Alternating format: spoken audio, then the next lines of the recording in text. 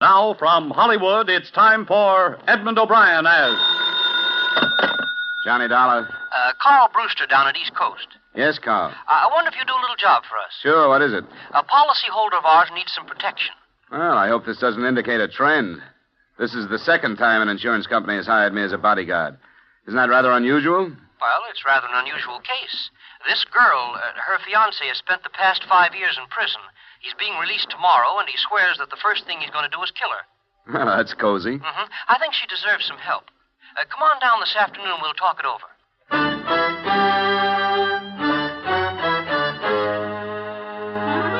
Edmund O'Brien in a transcribed adventure of the man with the action-packed expense account, America's fabulous freelance insurance investigator. Yours truly, Johnny Dollar.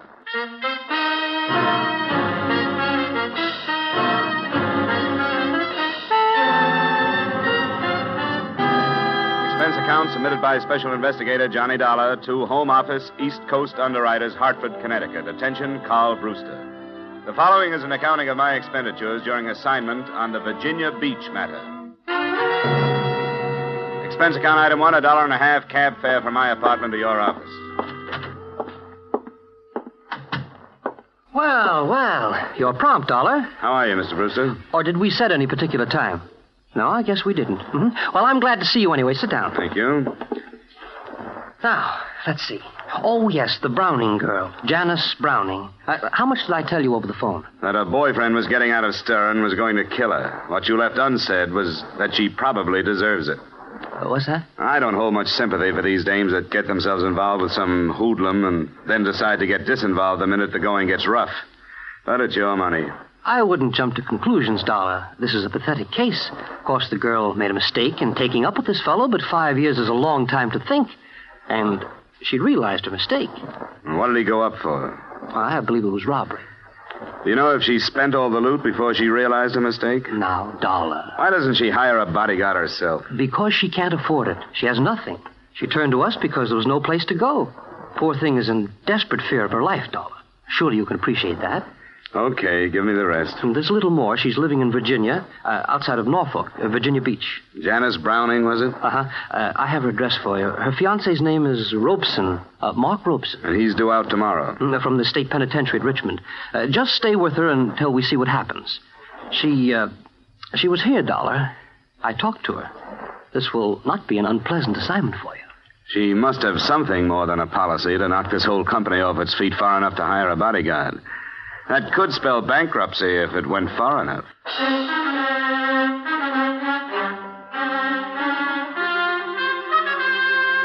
Expense account item 2, $110, transportation and incidentals between Hartford and Virginia Beach, Virginia. Virginia Beach seemed hardly the scene for potential murder. A white strip of sunny beach on one hand and a friendly forest of pine on the other. I found Janice Browning's address just south of the village proper. A fair-sized cottage surrounded first by a small, well-kept garden and then undeveloped land. When I got out of the cab, I was looked over by a trim little honey blonde thing in shorts and halter who waited for me on the veranda. Hello. Hello. You seem to be carrying a suitcase. Are you sure you haven't been misdirected? Are you Miss Janice Browning? No, I am her personal maid. Who are you? My name is Dollar. I'm the investigator from the insurance company. Did you say personal maid? Yeah. Did you say investigator? That's right. Well, I hope you'll pardon me if I'm confused. I was not notified of the arrival of no investigator. What is it you want? Miss Browning asked for me. She went to her insurance company and requested a bodyguard. A bodyguard? Well, I don't know about that. But then there are lots of things I don't know as yet. I'm new here. But if she asks for you, you may as well come in. Thanks.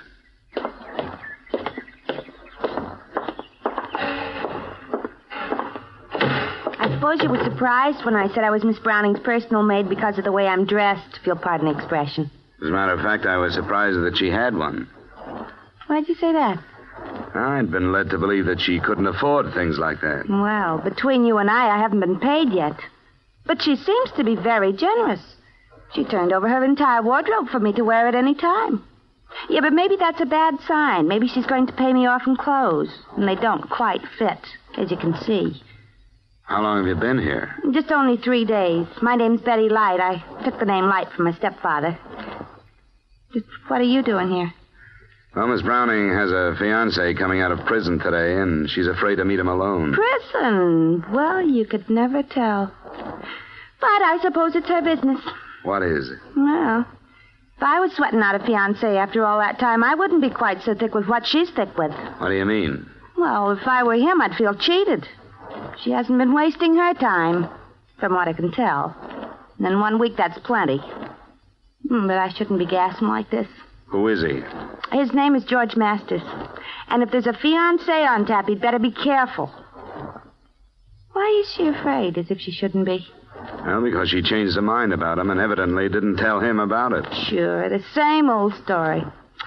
Well, this is a surprise to me, but the least I can do is work out the wig. You know, Betty, I feel the same way. It was just past midday when I arrived, and wasn't until almost 5 that a cream-colored convertible coasted into the driveway carrying a man and another honey blonde. I could see immediately how Janice Browning had swept the insurance company off its feet. How do you do, Mr. Dollar? I'm so glad you're here. Oh, may I present Mr. Masters? How are you? Mr. Masters? I won't stay, Jan. I know you have things to talk over. I'll pick you up at 7. All right, George. Bye, Dollar. Feel a lot better, too, now that you're here. I'll do what I can. See you at 7, Jan. I'll be ready. Oh, please sit down, Mr. Dollar.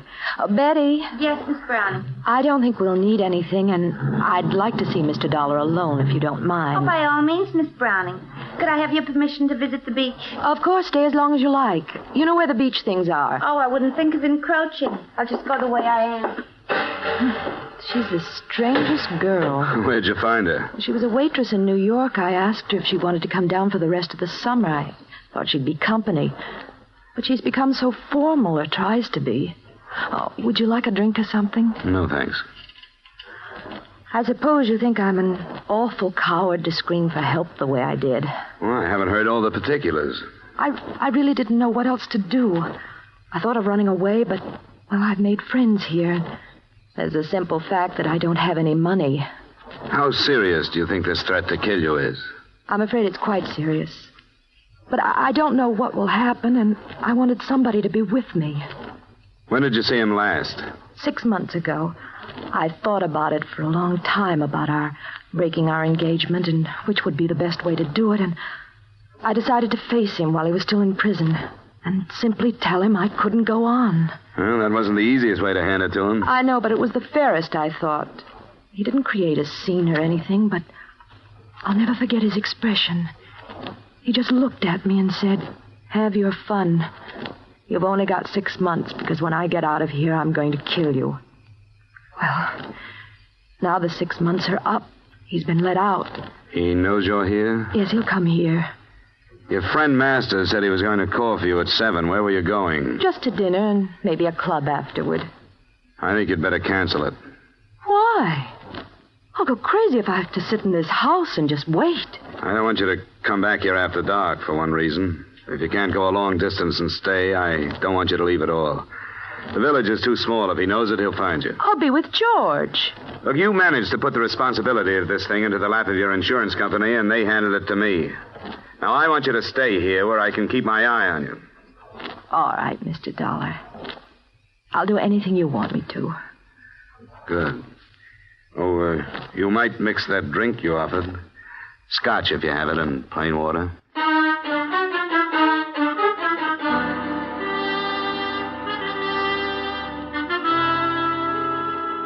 The rest of the evening was spent with small talk and mounting tension. The state penitentiary was no more than 100 miles from Virginia Beach, and since it's the habit of prisons to turn out their guests at dawn, Mark Robeson had had plenty of time to make the trip. In spite of a sultry night, I closed and locked all the doors and windows, and by 11, the cottage was dark, with everyone retired. The living room was the most strategic spot in the house, so I stretched myself across a couch that was too short for me and listened to the silence. It must have been some time after midnight when I heard a door crack behind me. Who's that? It's I, Mr. Dollar. Oh, you shouldn't be roaming around the house, Betty. I darn near laid a chair across your head. Oh, it was too hot to sleep, and besides, I have a few things on my mind if you're interested. Sure, sit down. Thanks.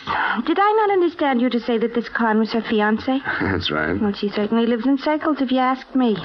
I happened to uncover some information that will knock you for a loop. What? Well, basically, I've never been a snoop, but I didn't go to the beach. Oh? No, after you advised me of the situation around here, I felt I had a right. I went into her room, which is no more than an oversized closet with bath. And it's a good thing I did, because in a drawer, I found a picture of Miss Browning posing as a bride. A bride? Yeah. Are you sure of that? As sure as I'm sitting here.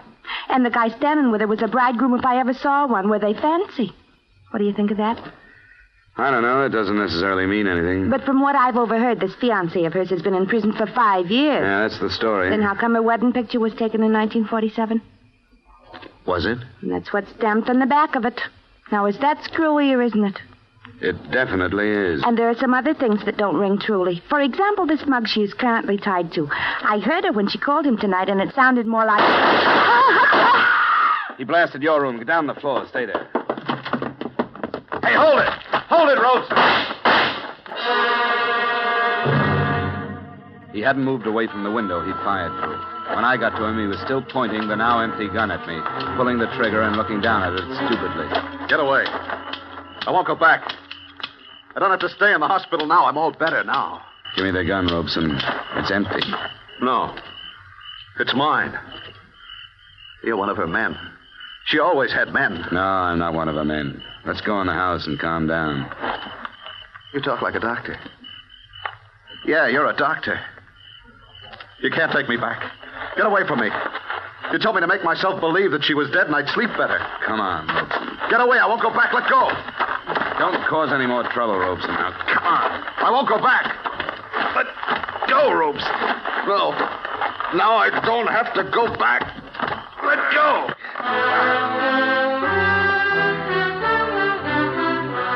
I'd heard stories of the unbelievable physical strength of those whose mental strength is gone. I got his hands away from my throat by sinking my knee into his stomach. But there was nothing I could do to hold him. He lumbered off into the darkness and disappeared. I didn't need a medical opinion to know that I wasn't protecting Janice Browning from a released convict. I was protecting her from a homicidal maniac.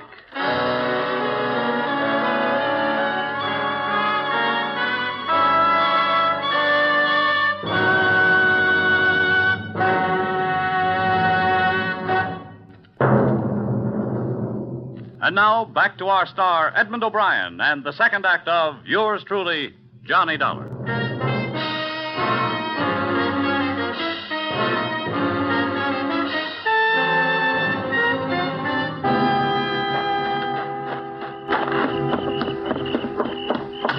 Are you all right, Mr. Dollar? Yeah. Turn on some lamps in here, but stay away from the windows. I doubt if he'll come back, but he might. That brute is still on the loose? Yeah. Where's Miss Browning? She's still in her room. I heard her bawling, but she stopped now. Miss Browning? Yes? I'm coming in. Where is he? I couldn't hold him. Where's the light switch? No, don't turn on the lights. He thinks he killed you. He won't come back tonight. Well, why don't you go ahead and say it? Oh, I'd better not.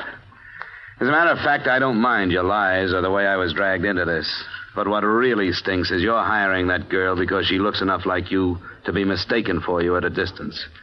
You give her your clothes to wear and you put her into your room. Well, she'd be dead now if she hadn't come into the living room. I'm not trying to pass the blame, but it was George Masters' idea. He remembered her and thought bringing her here might be a way to save my life. Robeson's your husband, isn't he? Yes, he's my husband. Well, what's he doing running around loose? He escaped from a hospital in Pennsylvania. He's been there a year. He tried to kill me before he was committed. Why didn't you tell the insurance company the truth? I did. No, you didn't. Yes, I did. It was Mr. Brewster's idea to tell you that he was coming out of prison. He thought you wouldn't take the job if you knew the truth. Well, he was right, and I'm leaving the job right now. Oh, you have every right to. You can get yourself some protection around here. I couldn't when I tried. I went to every private detective in Norfolk and Portsmouth. None of them would take the case? No. Well, what about the police? What is this, county out here? Yes, it is. I notified the sheriff's office, and they promised me extra patrols, but that's the best they could do. How did you happen to turn to the insurance company? Well, George Masters is my lawyer. He suggested it. Mr. Dollar, I'm not begging for help or excusing anything I've done, but I've been half crazy with fear and the awful lost feeling when nobody would help me. I had to do something. What about your lack of money? Was that a lie, too? Oh, every penny I had has been spent on treatment for Mark. I borrowed from George on my insurance. I sold our house in Connecticut, and that money's gone. This property is all I have left, and I've borrowed against it. I guess you've had your troubles. Who can I talk to about your husband? You mean a doctor? Yes, I thought maybe a doctor might know what Robeson would do next. Well, Dr. Becker came on to Norfolk after he warned me that Mark had escaped. His phone number is in the little book on the stand. Well, I hate to bother him, but I'd like to have him come out tonight. Mr. Dollar? Yeah? You're staying? Well, not any longer than I have to. Say, you'd better get up and have a drink. You're shaking like a leaf.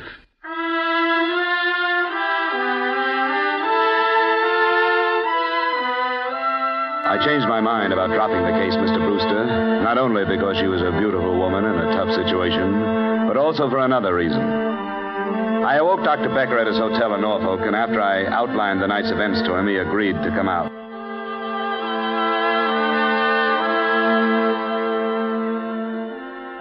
It must have been a decidedly unpleasant experience, Mr. Dollar. On the other hand, you are fortunate to be alive. Yes, I guess I am. Robeson is only dangerous when his basic jealousy is aggravated. You say you arrived with luggage? That's right. Perhaps he was watching then and misunderstood your visit. Oh, I get it. Well, what do we do now, Doctor? He probably thinks he killed her. Can we expect him to come back? Well, that is hard to say. He'll suffer a deep sense of remorse. Then he may feel that what took place was only a figment, a dream. The remorse would cause introspection and keep him away. The fantasy thought might bring him back to investigate.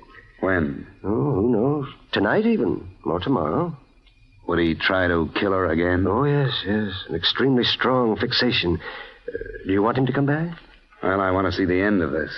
That's the best way I can think of. I'll keep his wife here tomorrow outside so he can see her if he does come. She's the one who really has suffered, the poor girl. I wish there were a way to ensure her safety. We could alert the police. Well, with the police on the scene, then he would not return. Shh. Here she comes. Oh, hello, Dr. Becker. Oh, good evening, my dear. Or morning, rather. Oh, I'm so sorry about the trouble. I'm afraid it can't be helped. I was so sure at one point that he was responding to treatment. I know you've done your best, Doctor. Mr. Dollar, I may be imagining things, but I'm awfully worried. It'll be all right. No, I mean, I tried to phone George, and there's no answer. It's after 2, and he should be at home. Mark knew that George and I have always been friendly. Would there be any danger to this man, Doctor? Oh, I hardly think so. All of your husband's aggressive urge was directed toward you, Janice. Well, could we go and see if everything is all right? I can't help it. I'm worried. Where does he live? In the village. It's not far from here. Could we borrow your car, Doctor? Oh, by all means, my dear. Here are the keys. You'll come with me, Mr. Dollar? Oh, I'm not letting you go alone. We'll be back as soon as we can, Doctor.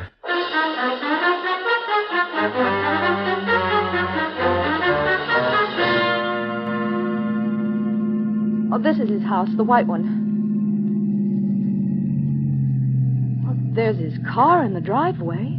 There's a light on. Maybe his phone is out of order. I told him I'd let him know if anything happened.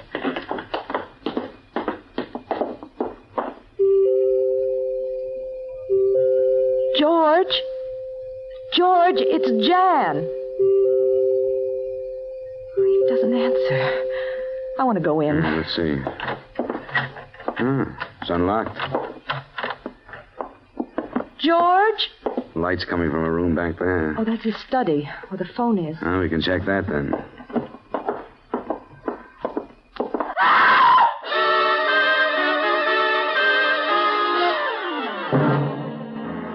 George Masters was lying face up in the middle of a room that had been pretty well torn up by the struggle. The first thing I noticed were the bruises left on his throat by the hands that had choked him to death. I noticed another thing when I went to the desk to phone the police. There was a gun lying on it, and I would have sworn that it was the same police special Mark Robeson was carrying earlier in the evening. It took Dr. Becker to quiet Janice Browning after I literally dragged her out of the Masters house and got her home. Yeah, Well, I hope she can rest now, but she's dangerously near to mental collapse herself. Yes, I can understand that. Is there anything further that I can do, Mr. Dollar? Nothing now, Betty. Get some sleep if you can. Sleep? Who could sleep? Well, and spend your time packing. You're going back to New York in the morning. I certainly am. As for me, you can give Virginia Beach back to the Indians. Was Janice in love with Masters, Doctor? I think so. A great feeling of loyalty, at least. He had helped her so much with monetary loans and so on. But you said he wouldn't remember the association between Masters and his wife. Yes, I was convinced that he wouldn't. There was a police special in Masters' study. I'm positive it was the same one that Robeson used here. Oh? I tried to take it away from him. I couldn't. Now, why should he leave it at Masters? Well, I don't know. Say, did they know one another before Robeson broke down? Oh, yes, they were quite friendly. Good heavens, Dollar. What are you driving at? Janice borrowed from Masters on a life insurance policy. That usually means making the lender a beneficiary. I don't know how much the policy was for, but I'm going to find out. Well, I dislike having to agree with you, Dollar, but I do. In Robeson's warped mind, Janice was the archenemy. It would have been quite easy for Masters to inflame Robeson to the point where he would kill his own wife. Oh, Mr. Dollar! Mr. Dollar! What is it, Betty? He's back. That man, he came back. All right, now take it easy. You're all right. But I saw him. He was looking in the window. The one he shot through. Doctor, take care of her, will you? I'd better get back to Janice's room.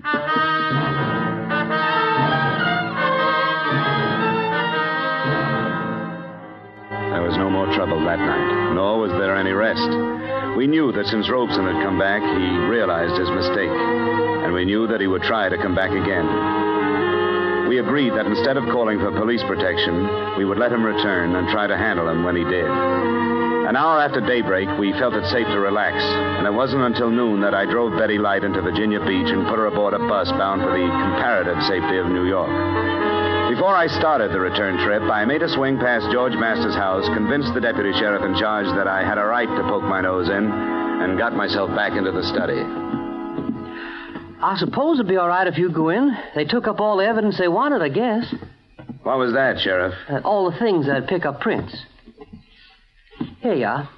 What do you want to look at? Some of his papers. I won't interfere with your work, but I'd like to know how he stood financially.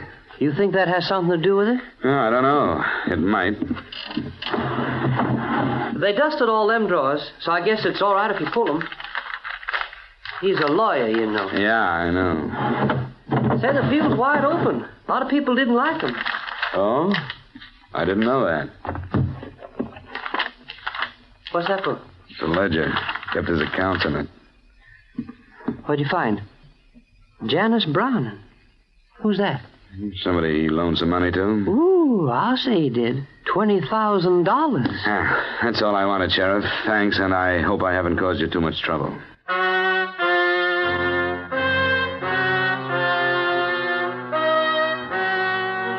What I'd found was another link in a chain of circumstantial evidence that would never be used since George Masters was dead. He had loaned Janice Browning the thousands she had spent on treatments for her husband, and it was obvious that there was no chance of her ever being able to pay him back. The last notation revealed the fact that a $5,000 loan had been made on her insurance policy in April. A long-distance call to the company told me that the policy was for $50,000 and that George Masters had become the sole beneficiary the same month, April.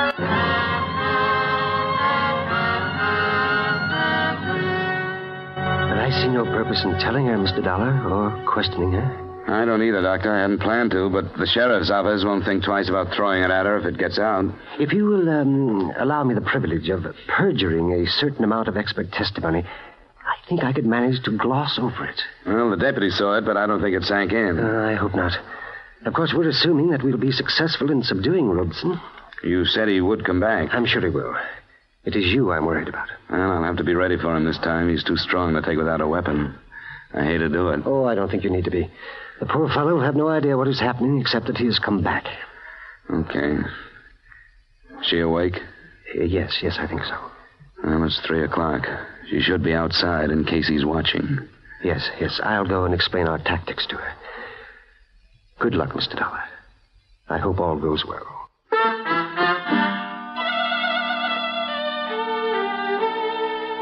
It seemed almost cruel baiting the trap, but it had to be done.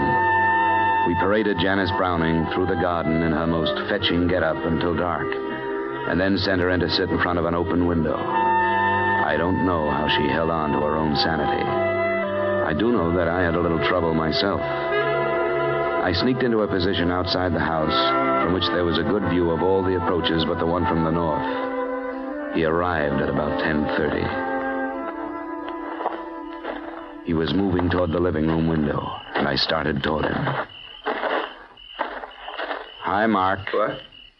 I can't see you. I'm George Masters. You remember? George Masters? That's right. It's your fault. She wasn't in that room. Did I tell you she was in that room? You aren't George Masters. He made a mistake. I told him, and he said I made a mistake. You're the doctor. Get away from me. We'll do it right this time, Mark. Come here. George Masters is dead.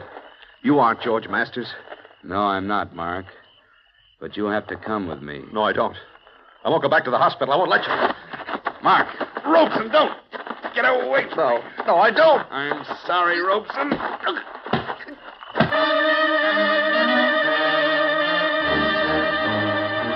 I don't know what Becker is going to say to the police, but I do know what he learned from his patient after he was returned to the hospital and quieted down. Enclosed, you will find the doctor's confidential statement.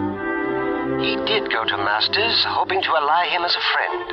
Taking advantage of his escape, Masters armed him in the hope of realizing a profit from Janice's insurance policy. But Robeson, in his agitation, fired into the wrong room. And because he placed the blame for his mistake on Masters instead of himself, he became violent, and as a result, Masters was killed. Expense account item 3, same as item 2, transportation back to Hartford.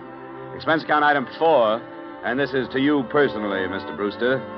Payment for deceit in acing me into this matter, $500. Expense account total, $855.75. Yours truly, Johnny Dollar.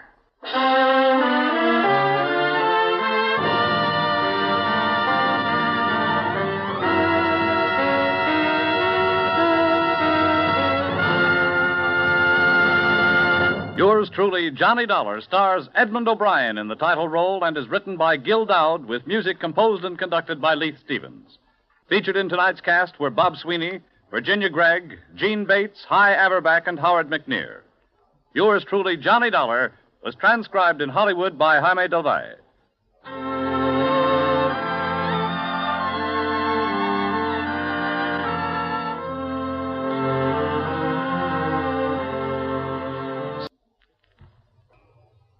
Yes, this is CBS, Columbia Broadcasting System.